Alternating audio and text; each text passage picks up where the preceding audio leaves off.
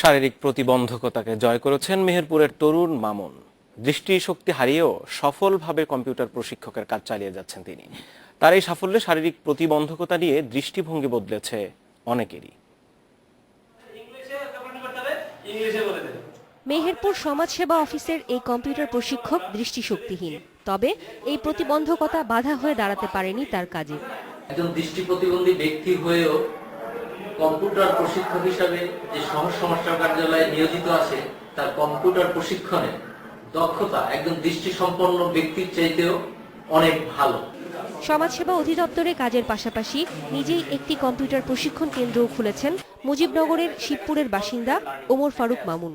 উদ্যোক্তা হিসেবেও সফল তিনি। ওর অনেক স্টুডেন্ট আছে, ও একটা প্রতিষ্ঠানেও চাকরি করে, সমাজসেবার ট্রেনার। ও যদি পারে তাহলে আমরা কেন ভালো সুস্থ অবস্থায় থেকে আমরা কেন পারবো না? আমার ভাই এতদূর গেছে, নিজে ভাবতেও পারেন যে আমার ভাই এতদূর যাবে। পঞ্চম শ্রেণীতে পড়ার সময় গ্লুকোমা রোগে আক্রান্ত হন মামুন। 2006 সালে বিএসসি পরীক্ষার আগে হারান দৃষ্টিশক্তি, তবে মানসিক শক্তি হারাননি।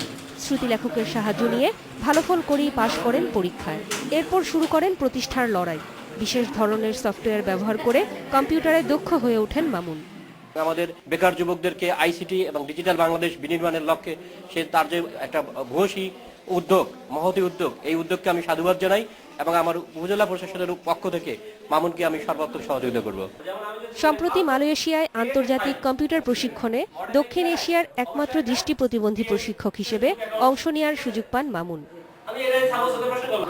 Independent news desk.